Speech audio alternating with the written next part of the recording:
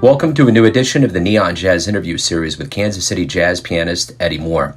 We caught up with him in Kansas City on May 22nd, 2020 during the COVID-19 quarantine to discuss what has been going on, how he found out about the end of live jazz, canceled gigs, and what he has been doing, opportunities, and the hope for the resumption of live jazz. Enjoy. How you holding up, Eddie? I'm pretty good, I guess. It was a little rough at the beginning of this whole situation and just mentally deciding and readjusting my plans with uncertainty, you know what I mean? But it's actually been a blessing in disguise, so, I'm not, it could be worse. Right. Well, I think that's the thing out of all of this. I think everybody needed to figure out what was going on in the beginning. I mean, our brains are used to snow days and little intervals. We're not really made up for this, all right, man, not only is the world going to shut down, but every social custom you've been told since kindergarten that's beneficial is going to go away in 2 months, I mean, that's a pretty big humanity pill to swallow. And for Americans who already have so many issues with racism and sexism and differences, to make being a human being a problem is probably one of the worst things that could be bestowed on us. Yeah, for sure. It's been wild. So anyway, let's kind of start from the top. And what I'm just trying to really do here is to reach out to musicians and kind of incubate this very unique time for usually we talk about countries, but this is a united world thing. I mean, we're all going through this. We're all trying to make our way through. And for the musicians and artists out there, tell me when you started seeing this massive domino fall, when you knew live jazz was going to be silenced, how your schedule was affected, just kind of the moment the airplane went into the second tower. I guess that was when, the first city did, had a lockdown, which I believe was LA, New York.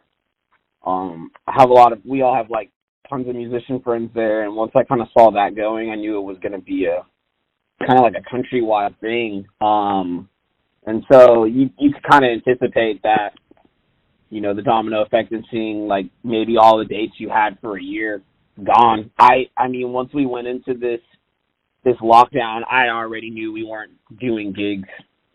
Probably, there was no date of return. I know some people were trying to say, all right, well, we'll push this back and we'll just move all your dates back to July or August, or, in a couple months. This is only going to last 4 weeks. And, just the realist person that I am, knew that was going to be a lot longer.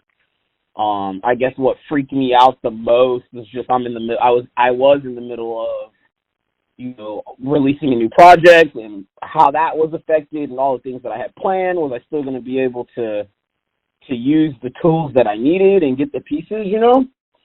So that was really scary, just because we had put a whole bunch of work in and some years getting to this point. But I could see it probably when they first started talking about locking things down. Yeah. Well, what have you been doing? You talked about this project, but there's projects and then there's day-to-day. What have you been kind of doing creatively to keep your sanity? Well, the first 3 weeks or the first month of this, I ended up taking the producer role in our new album with my group, We the People. So literally every day, 12, 15 hours a day, I was just coming to the studio and learning how to produce and learning how to do the things I would have rather hired someone to do. And I didn't play piano at all, actually. I was still teaching lessons, and I still teach lessons. So in between doing the producer thing and learning how to do that, because I'd never done that before, I was learning how in the best way to teach virtual piano lessons, and running to Micro Center back and forth to get gear that that I never thought I'd need. So for the first month, actually, I was only doing that. I didn't practice. I didn't play piano. I didn't think about doing any jazz stuff. I was just really in tunnel vision, trying to get all that finished. Now that that's over and it came out the way I wanted, day to day for me is just like, coming in, I probably started about 9:10, and kind of just like stretching and taking care of myself physically, and then just pushing myself to either create something. And I'm doing all my creation in the computer. So create something, get some ideas. I spend a couple hours practicing if it's that kind of day. Usually try to do 1 to 2 hours of just strictly piano practice now, and just kind of have like goals on what kind of content I want to create. Like the last one I did, like an educational video on some jazz harmony or stuff. So like little productions like that, like little goals that I can stay consistent with. Nothing too big, nothing like a super big production. But, right now it's like I have a whole studio space to make any kind of content that I want, and I've just been experimenting with that and just kind of having fun doing it. Yeah. It's kind of what my day-to-day is like. Cool. Well, the one thing that I've realized out of this is that, and it's something that I've learned from jazz musicians over the years, is that everything that you guys do is always going to probably happen once. No matter how much you want to maybe Bill Murray and Groundhog Day it isn't going to happen. And you all that's what you do. You create these unique moments, and that's kind of how life is. I mean, the way a leaf twists in the wind is going to be the way that's going to happen, and it probably will never happen like that again. So it almost seems like, from an artist standpoint, jazz musicians are probably the most adept at realizing that what's happening now is rather unique, and that's just kind of what you guys do every time you get on stage. And maybe you guys are pretty well equipped to capture this in an artistic sense. Well, it's interesting you say that, because like I think I agree with you. As we are the ones who live the improvisatory life, so you're used to like pivoting and taking a turn. However, I think this what's going on with the music industry as a whole shines light on, at least to me, the problems or the disadvantages of the mentality of the jazz music industry. We are an industry that, most of our money is made on live performances. And while it's a blessing, honestly, to be able to say, oh, I can look at my calendar, I can just hustle gigs, and this supports my family. Like, this is awesome. A lot of, as jazz musicians, we're one of the few musicians that can do that. A classical musician can't do that. A pop musician, unless you're touring and you got like your machine going, you're not playing like that. At least not from my experience. You know what I mean? So yeah, you take that away, and now where do you fit in the music industry?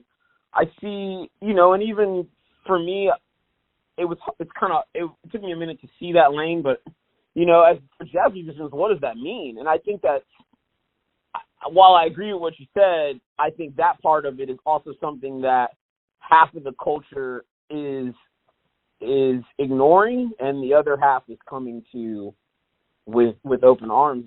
That's the part of intellectual property, and the part of writing music and standing on your music, and learning how to sell your music in an online digital world, and collaborating with musicians from an in-home studio, or maybe you weren't even doing recordings unless a friend or someone called you in old school to do a session that was all acoustic in the same room in a few days, and you know what I'm saying, not really do over, like that whole traditional route of actually capturing the music in the traditional route of it in a business sense when it comes to recording and performing, and you take both of those things away. You can't be in the room with anyone and record like that anymore. So I've seen some jazz guys adjust, and it's been incredible to watch.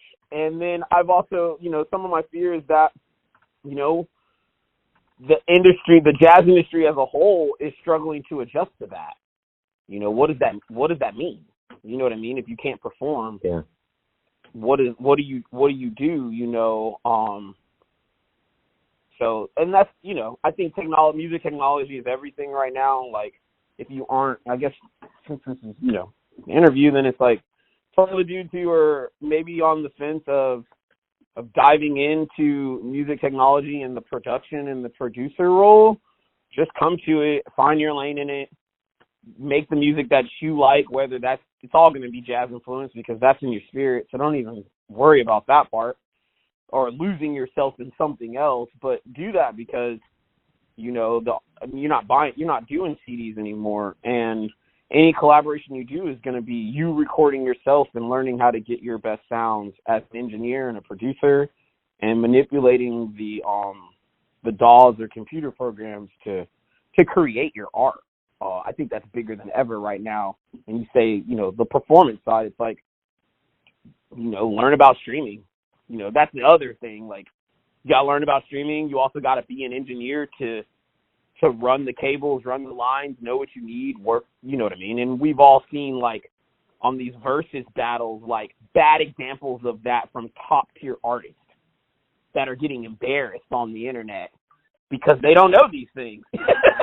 Yeah, right. You know what I mean? Totally. They're Totally. huge, and the internet is unforgiving, man. They're flaming these guys. Yeah. Yeah. So, yeah. Totally. I see it both ways, and the people that aren't on it are just going to get left behind because it's not going back to a state of normal. It'll just be new. Yeah, I agree. The one thing about Kansas City is that it's such a vibrant scene, going through such a renaissance. I mean, no longer a springboard. It's a destination. There's so much on, March 12th that was going on in this town. What do you see the recovery for Kansas City? How do you see that unfolding? Do you see it being strong? What kind of strengths does this town have to be, to rebound from this? Man, I don't know, honestly. I think, I don't know. I think the best thing about here is, like, we have a pretty strong community, so, hopefully that'll foster collaboration and the community can adjust and shift together opposed to every man for themselves. But, we're opening up, of course, and restaurants are open and all that, but the reality and the inevitable truth is just that, like, people aren't getting healthy. So, like, if you're thinking and taking gigs and going to do that whole thing, that's not sustainable. You know what I mean? I think we're just such a performance city. I hope that we can adjust and shift to a different thing because there's lots of avenues in the music industry to make money other than performing, So I don't know about the club. This is a club city and a live performance city, and you take that away, there's no music industry here. There's no music promoters. There's no jazz labels. There's no distribution companies or indie distribution. There's no indie marketing. You know what I mean? Especially not for jazz. So what is that? You know what I mean? Yeah. I don't know how. I don't know. I mean, the good thing is that, the cost of living and the hustle and bustle of other cities makes having an at-home studio a lot easier, and your day-to-day creating and getting to that studio space that you have or creating is a lot easier because, just us living in the Midwest opposed to, think about a drummer that lives in New York that now needs to record at home. Yeah. Yeah. Right. Right. Yeah. Yeah, that's a dilemma. It's an interesting take. Well, we are going to get back at some point. We don't know when that is. And as with a lot of things that have happened during this quarantine, there's so much ambiguity, but it'll happen. And when it does, what do you hope both the musician and the audience member, the crowd, so to speak, realizes about this time away when they do return? I just hope they appreciate it more on both sides,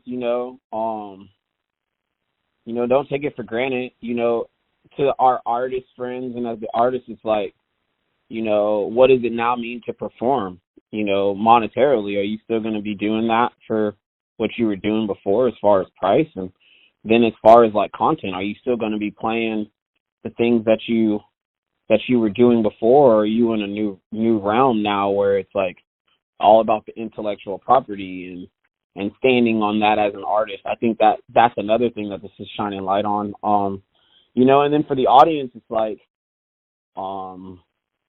if you're at shows or when you are in person, the respect of like really being in the moment and being there to enjoy the music and letting it make positive actions in your life, opposed to just being there to be cool and talk over it, because that's also a thing. I do believe, and I'm in this situation, I take the gig anyway, but I do believe people hire music and then they feel cooler when they can talk over it, because that happens all the time. And just the appreciation of that, because we're going through a time where you don't know when you'll be able to sit in a room and hear and feel real vibrations of music and the air move your spirit. It's different than being in the computer and just streaming. So I just hope the appreciation for that on all sides, from all aspects of it, giving the artists what they're worth, the artists, on stage creating something that they feel really good about and that they want to do, that supports them, and then the venues, like, coming at that in the same way where, there's less being taken advantage of and more of a 50-50 meeting in the middle for all parties, because we need them and they need us, so that's what I hope to see. There's been and on a positive note, there's been a ton of support. I've seen a ton of support for arts and music from restaurants and patrons and just normal people who have been missing that have definitely reached out via email or phone calls just to see how we're doing. And so the people are there, and I definitely think there'll be a more appreciation about it. I just generalize this is a world thing, like all over. I hope that is something that is focused on. Well, people have to understand after 60-plus days of this that at the end of the day, if we didn't have music, film, TV, and visual arts, we would be in a really, really bad space. Oh yeah, I mean, I'm seeing photos or I'm seeing little Instagram videos of musicians playing on their balcony and on their stairs in front of their house to their neighbors, and their neighbors are out. It is making a difference in their day-to-day life. So I hope they remember that when this comes back, because we are in a society, especially in America, where like people don't really feel like they need to pay for music. They don't want to pay to stream it. They don't want to pay to own it. They don't want to pay to get in the door. But at this point, like you said, if we didn't have music and visual arts, it'd be a real dark place. I just don't want that to go away. Like, we're human beings and we're artists, and this isn't for free. Right. Like we're all highly educated. Most of us, most of my friends have graduate degrees, if not just a bachelor's, so it's like, yeah, this is real for us too. And, I hope that changes some things when it comes to us actually making a living in the music industry.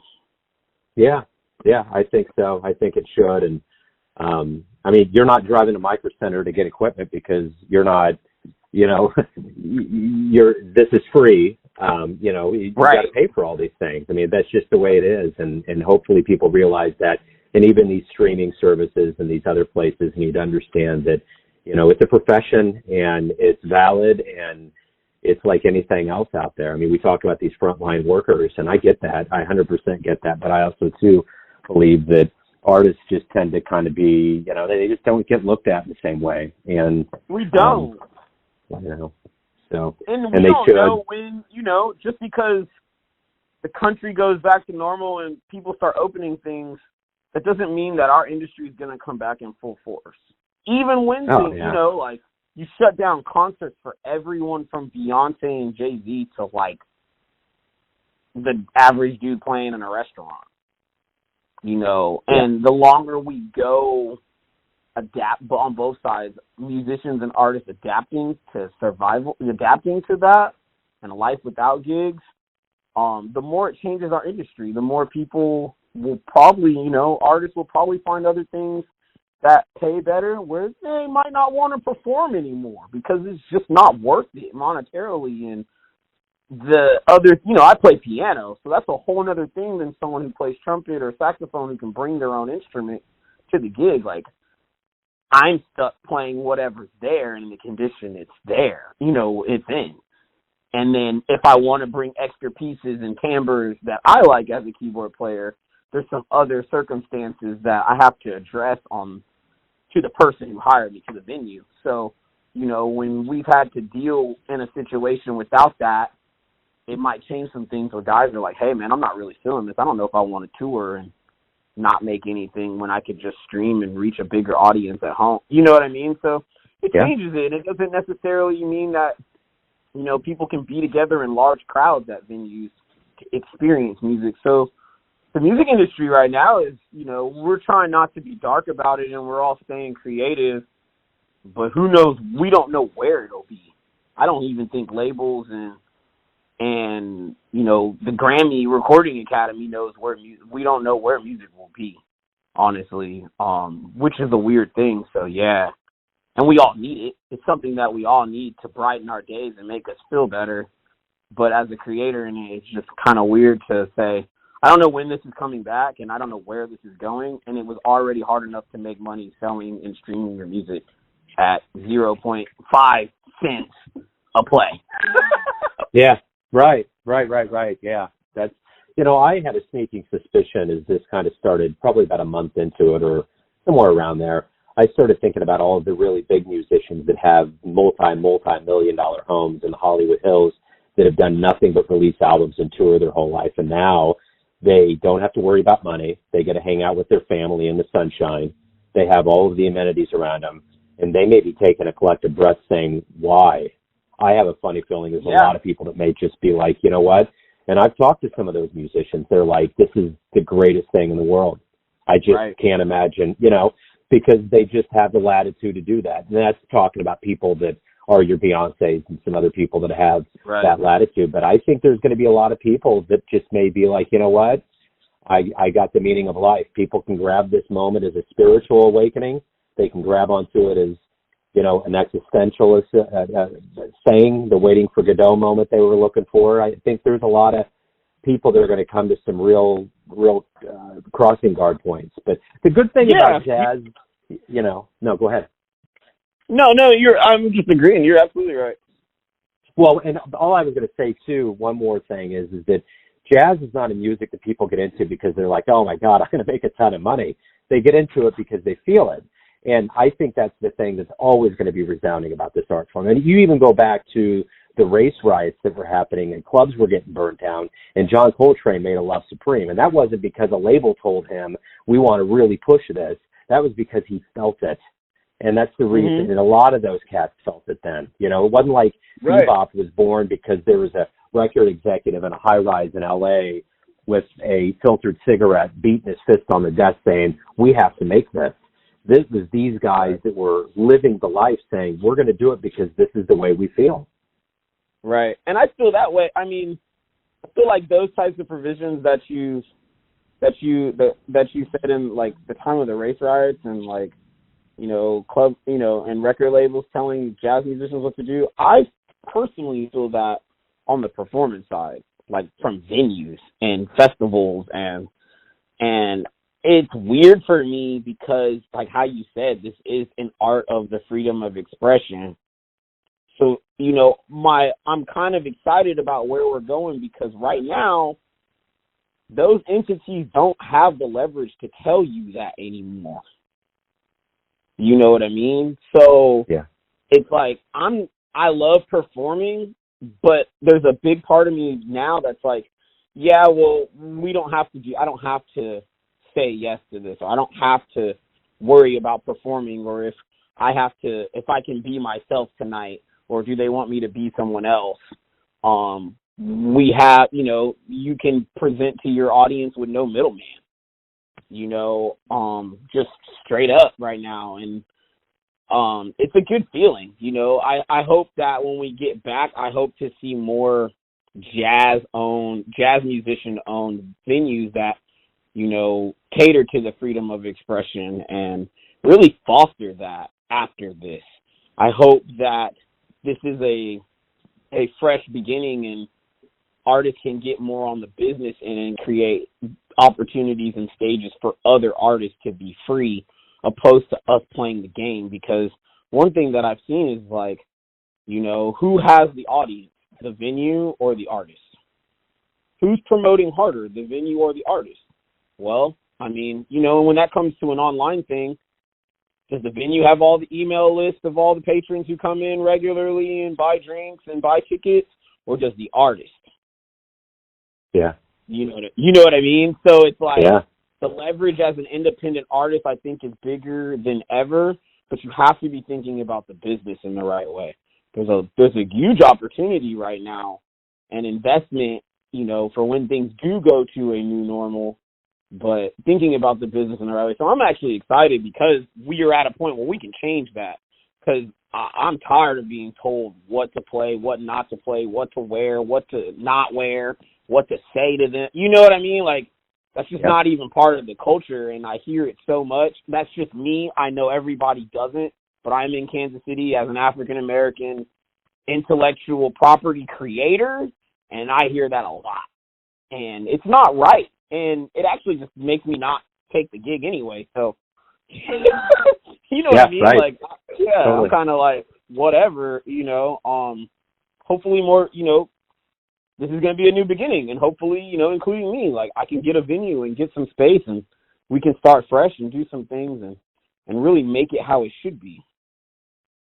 Yeah, you know, the one thing I've learned over this time talking to musicians is I don't think I will ever have to ask this question: how healthy is jazz in, say, 2020? I know now, because one musician I talk to, the amount of gigs that are canceled is staggering. And it doesn't matter how small or big. It's unreal, man. And then you take that and you multiply it times 5 musicians and then a whole city, and it's unreal, man. I mean, in no way jazz is definitely not dead. There's like a huge renaissance going on between young guys right now. That there's so much stuff. Like you said, there's so many gigs. I mean, like I said, we're the guys who are performing day in and day out, no matter if it's big or small. Like, you're still playing. So no, jazz is very much alive, and there's an audience for it, a young audience and an old audience for it, for all things, traditional, new age, whatever you want to call it, just improvised music. So yeah, man, they're busy because the number of dates that guys have missed, it's amazing. You'd be like, whoa. What? Yeah. Oh, yeah. I mean, even people that are going to Europe to do festivals, and they're spitting out all these countries. I'm like, wow. I mean, you're talking, you know, festivals that are making this money, airlines, hotel. I mean, the trickle down, everything that goes into this is just absolutely staggering, you know. But at the end of the day, man, it's life, and it's all life after all. And the only thing that you can do is adapt to any of it. And what I've realized too is whoever you were before this is only going to be mutated in very similar ways now. So if you're positive, you're going for it. Like you're going to produce. If you're not, no one's going to hear from you for maybe, I don't know, a month, 2, 3, 4, whatever, you know. So it's choice, man. It's free will, and that's just all we got, because Mother Nature wins. Karma wins. I mean, and I mean, you know, it's not just I've seen a lot of different ways of creativity, you know, like from the production to people that want to, like Marcus Lewis has been doing like these amazing virtual big band performances where it's like, you know, everyone records at their at-home studio. You're talking about like 20 guys, and then he's putting it all together with the video, and it sounds amazing. It looks amazing. Like, the experience is only second to being in the audience. And, you know, that's a huge, huge, huge task, you know. So there's a lot of guys doing a lot of different things, from doing educational classes online and social media to production to video editing and live performance and streaming stuff. So, you know, just different ways to engage your audience. And we should have been focused on that before. Yeah. You know what I mean? Right. Like, instead of fighting it because you could just perform live and have your email list or whatever, it's like you should have been focusing on this just as hard before this, but now If you are, then, I'm definitely a better musician than I was 2 months ago. Yeah. Like, on piano, and just when we say musician, we mean overall. It doesn't matter what you play. Yeah. Like, there's a lot of different things that go into being, the musicality. So, yeah, I mean, it's time for everyone. They can focus on what they didn't have time to focus on because you were too busy running around hustling gigs. Yeah, totally. Yeah, man, I remember when all of this started going down, the last jazz thing I did in this old world was I went to Deborah Brown's presentation of Maxine Gordon at Johnson County Community College and she was talking about Sophisticated Giant. I got to ask her at the end, why is Dexter's sound so timeless? And that was the last thing I did. And I knew that day when I was there, this is it. It's over with. And 2 months ago seems like 10 years ago, but all of us knew then. All of us knew around mid-March, this was it. We just knew, Yes. So. Yeah. And I don't know when we're playing again. I mean, I have in my head that I'm probably not going to be playing in a room with more than 20 people in it, or on somebody's patio with more than 20 people for at least to the end of the year. Yeah. Maybe even longer. Like this situation really, and I'm not trying to get political, but this situation is really about how our country handles the COVID-19 situation and people actually getting better. It's like, I know one thing, I'm not going to risk my life to take a gig. I'm not going to risk my health to just play a gig, no matter if things are open or not. Like, let's just be real on, like, the numbers of recovery and if it's an actual safer environment to do that. And right now, there's a restaurant above me, they're open, and, there's no difference today in where COVID is than in March. Yeah. Besides the fact that we know this is happening, we're just in hella denial, which is probably worse. Right. Totally. So I'm not even thinking about music and performing until I see some moves. I just know forever it's not gonna happen. At least not for me. I'm not doing it until that happens. You know what I mean? That's just. I won't put any of my band members in that position either. I just can't even do that. So. We'll be streaming, and you can catch us online. Right. Totally. But to each his own. That's me. Everyone is entitled. No judgment. Do what you feel is best. Yeah, without a doubt. Eddie, thanks, man, for talking about this very strange David Lynch dream, and stay safe and good luck with everything out there. I look forward to seeing you guys when this all kicks back up. I know I'm chomping to get back out, and I'll look forward to seeing you guys then. For sure. Thanks for having me. It's always great to talk to you, Joe. I'm glad to hear everything's well, and we'll stay in touch.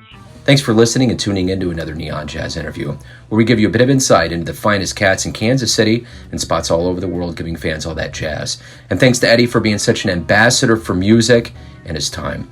If you want to hear more interviews, go to Famous Interviews with Joe Domino in the iTunes Store. Visit neonjazz at youtube.com, and for everything Neon Jazz all the time, go to the neonjazz.blogspot.com. Until next time, enjoy the jazz, my friends.